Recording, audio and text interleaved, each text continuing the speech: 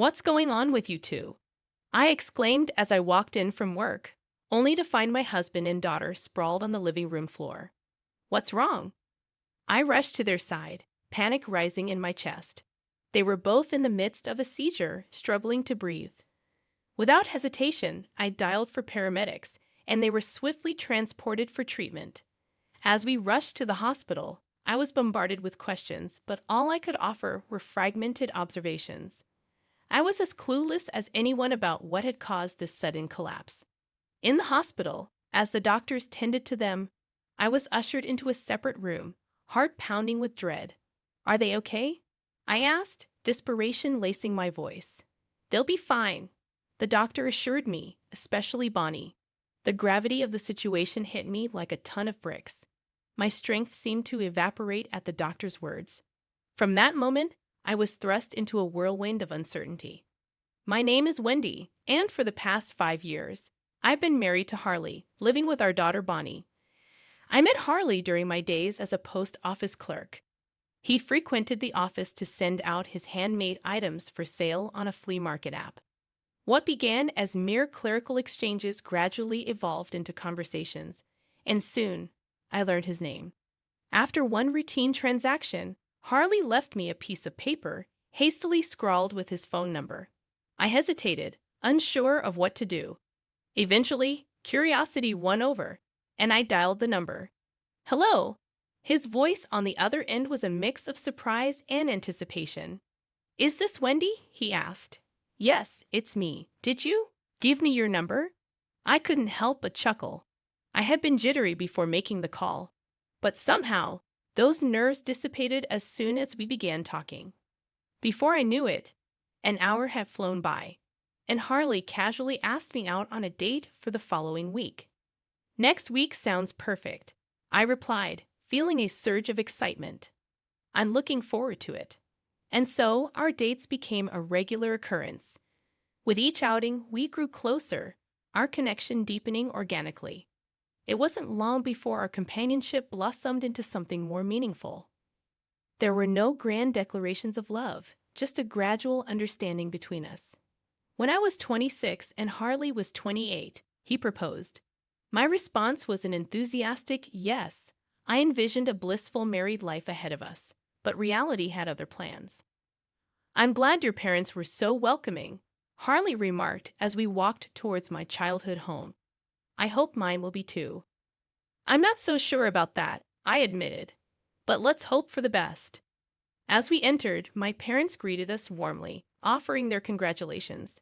It was a heartwarming moment until my sister, Muriel, appeared. "Did you forget to tell Mr. Harley about me?" she teased, catching me off guard. "I'm sorry, I should have explained," I stammered, feeling a pang of guilt for not preparing Harley. Once the confusion was cleared up, pleasantries were exchanged, but little did I know, this encounter would unravel into a nightmare. Afterwards, my sister and I discussed the situation. Our relationship had never been particularly close, especially after I left home to support our ailing mother. I had sacrificed my education fund for her medical expenses, a decision she couldn't comprehend. I harbor no regrets about the choice I made. Sacrificing my education fund for my ailing mother was a decision I stand by. However, Meryl didn't take kindly to it. That moment became a turning point in our relationship. Despite having walked similar paths until then, from that juncture, we drifted apart. Our communication dwindled, and we seldom kept in touch. Even during occasional visits home, we made a point to avoid each other as much as possible. That dynamic remained unchanged. Yet, strangely, she seemed genuinely pleased about my marriage. "I thought this might break the ice," I remarked, attempting to lighten the tension. "That's nice. I wish I could find someone like Harley," she mused wistfully. "I'm sure you'll meet someone wonderful," I reassured her. But her response caught me off guard. "Actually, I think he may have already appeared," she hinted with an enigmatic smile that lingered in my mind. And so our married life began. With the arrival of our daughter, we reached the pinnacle of happiness. However, as time passed, subtle changes crept into our lives. Harley started coming home unusually late and began venturing out more frequently, even on holidays. Then, tragedy struck. Upon returning from work one day, I found both my husband and daughter lying unconscious in the living room. Panic surged through me as I rushed to their side, calling for help. Paramedics arrived swiftly, whisking them away for treatment. What happened? I asked frantically as they were taken to the hospital. I don't know, I confessed, my mind reeling with fear and confusion. At the hospital, after hours of agonizing wait, the doctor finally called me aside. Are they okay? I asked, bracing myself for the worst. They're stable now, the doctor assured me, but they've suffered from acute nicotine pesticide poisoning. Relief flooded through me, but it was short-lived as the gravity of the situation sank in. Caught in a whirlwind of emotions, I found myself grappling with an unexpected turn of events. I am sorry, I mumbled, struggling to process the ordeal. I was taken aback by the diagnosis. What is acute nicotine pesticide poisoning? I inquired, my voice trembling with worry. It's a poisoning caused by ingesting an ingredient found in pesticides, the doctor explained. Symptoms include dizziness, convulsions, and difficulty breathing. Dread gripped me as I absorbed the severity of the situation. The doctors bombarded me with questions, probing for any clues about what could have caused it. But I was at a loss. I couldn't even recall what they had eaten before I arrived home. They were admitted to the hospital for further examination, but the next day brought a new wave of distress. Police officers arrived at our home. What's going on? I demanded, my heart racing with anxiety. This case appears to be more than just an accident. One officer stated, we'll be investigating it as a potential crime. Can you tell us exactly how you found them? Their scrutinizing gazes made me uneasy. It was clear they harbored suspicions, though I couldn't fathom why. Nevertheless, I cooperated with their inquiries, hoping to dispel any doubts. During the search, an officer discovered pesticides in our trash can. I don't know anything about this, I protested, genuine confusion clouding my mind. I don't remember buying it. Despite my protests, I was escorted to the police station for further questioning. I reasoned that fleeing would only deepen their suspicions. At the station, they took my fingerprints, which were later matched to those found on the pesticide container. I was detained pending the results. Anxiety gnawed at me as I awaited the outcome. When the results came back, the officer's words struck me like a blow. Your fingerprints match those on the pesticide, he declared. You're now a suspect in an attempted murder case. I was stunned. How could this be?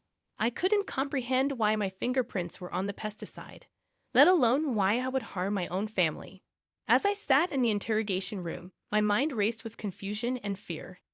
The interrogation stretched on, each question digging deeper into my actions on that fateful day.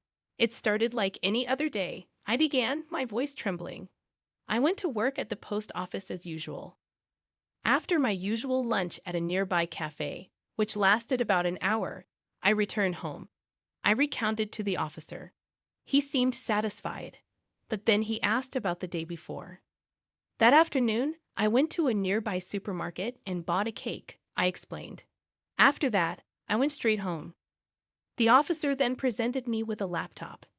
Take a look at this, he said, showing me a video clip from a surveillance camera at a store.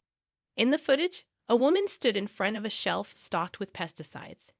Is that not you in the video? The officer inquired. My heart skipped a beat as I scrutinized the screen.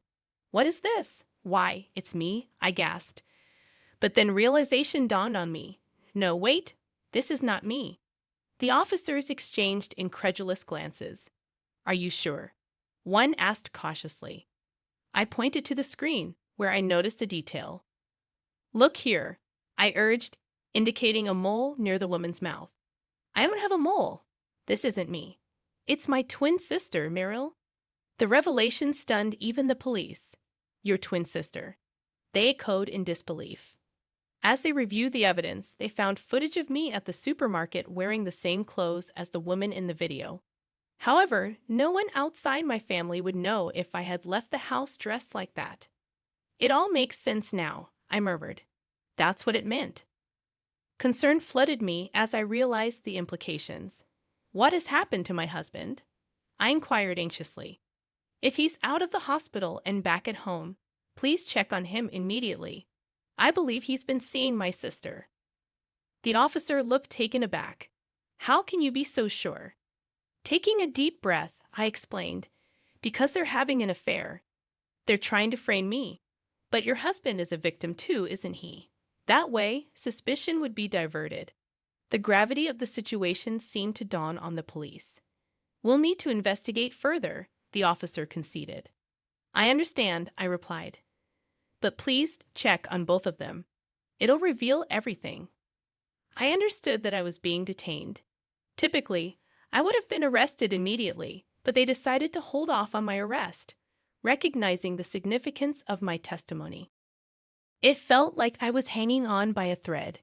2 days later, I was summoned back to the interrogation room. As you suspected, we looked into your husband and found evidence of an affair, the officer informed me. We spoke to him, and he confessed to everything. I'm sorry about this, the officer continued. It was our oversight. For the time being, I was exonerated, but the ordeal was far from over. The betrayal by Harley and Merrill cut deep, especially considering they had implicated my young daughter. I knew I had to confront Harley. You've done a despicable thing, I told him, struggling to contain my anger. I can't believe you involved Bonnie in this to frame me. Merrill must have been behind this. Indeed, it turned out that Merrill had orchestrated the entire scheme. She had suggested preparing pesticides to frame me as a murderer. Harley, under her influence, had bought the pesticide and laced the cake with it while I was away at work, just as I had come to visit him. So, where is Merrill? I demanded. I don't know, Harley confessed. I couldn't reach her before the police took me. She must have run away. You'll pay for your crimes, I warned him. You're not getting away with this. As expected, Merrill had disappeared, but the police eventually found her hiding out at a man's home she had met through a dating service. She was taken to the police station, where she confessed to everything. I rushed to the police station to confront her. Merrill, why did you do this to me? Because I've never liked you since you left, she spat back. Then she revealed her resentment, explaining how she felt inferior to me for sacrificing my education for our family's sake. Despite the pain and betrayal, I couldn't help but feel a pang of pity for my sister. Her negative feelings towards me had festered over time, culminating in incidents like this one. Was that why you approached Harley? I asked, struggling to comprehend her motives. I just thought that if I slept with your husband, you would despair, she confessed coldly. When he came to greet me at the wedding, I knew I could manipulate him. In other words, she didn't choose Harley for who he was. She chose him because he was my husband. He said he was going to be with you when I was gone. That stupid man had a crush on me. I just made it easy for me to take advantage of him, she continued, devoid of remorse.